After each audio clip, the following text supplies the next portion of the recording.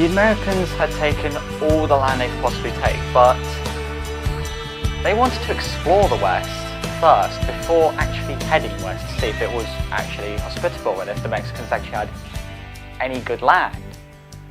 So they sent the mountain men across. Now initially these were people who were just hunters who were looking to increase the fur trade, which was a big thing back then.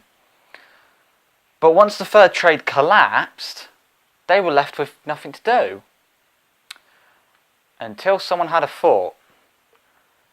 Why don't we transport people across the Great Plains, across the desert, into California and Oregon?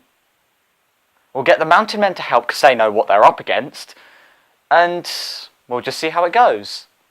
And thus, the Oregon Trail was born. So the Oregon Trail was a 2,170 kilometer road going from Independence in Missouri all the way up to Oregon City. Now, this trail was rough. Disease, death, practically anything you could imagine back then had happened. But then, some people started looking south to California and thinking, oh, this is kind of a good place.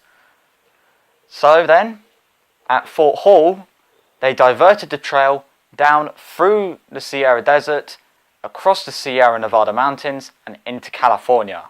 And thus the California Trail was born. Now, these trails took roughly 6 months to complete. And you wouldn't see one person going across them. You'd see about a trail of 80 oxen wagon heading back as far as the eye can see. But many people remember these trails by one particular party, and that's the Donner Party. Now obviously people were advertising in the East that there's cheap fertile land, come and get some, and the Donner Party wanted just that. But Lansford Hastings had been looking at the maps, looking at the charts, and saw the Salt Lake. And he thought, why don't we just have a shortcut that goes underneath the Salt Lake instead of going around it? And so he published a pamphlet saying, new shortcut under the Salt Lake. But there was a problem. All he had done was just drawn it on in pencil. It was not tested. It was not well trodden. There was nothing done to it. He literally just drew a line on it and then said, sell it. Now, the Donner Party were first to catch wind of this, so they gathered their party in Independence and set off on the trail. Now, at Fort Bridger, where the adopted route was changed, out of the 300 wagons, 800 went off down the shortcut and the rest carried on around the Salt Lake. Now, you know when you get someone telling you, don't do that, and they go ahead and do it? This was the Donner Party. As all through the trail, there were notes saying, this route is unpassable, turn back to Fort Bridger. But they still kept going, because humans are humans, and we will find any way to cut a journey short. But it got to such an extent that Lansford Hastings was actually found on the route and was telling people, go back to Fort Bridger, the route is unpassable. But the Donner Party consisted on, but the terrain got worse and worse.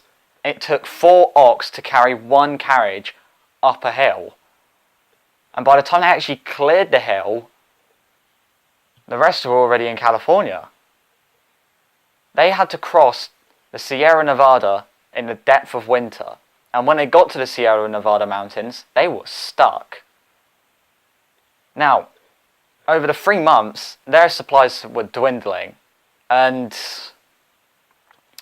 well, a group was sent off to try and get help, ended up resorting to cannibalism. Now, out of the 300 wagons and roughly 300 personnel that set off from Independence, over 200 would not make it to California. The rest were through sheer dumb luck. Now, parts of these trails can still be trekked today, but many of it is just boarded off due to unsafety, and plus you can just take the highway. So, that is the Oregon and California Trail. Let me know what you think about them in the comments below. Let me know what you think about the Oregon Trail, the game, not like I've ever played it. And I'll see you next time for another video on American history.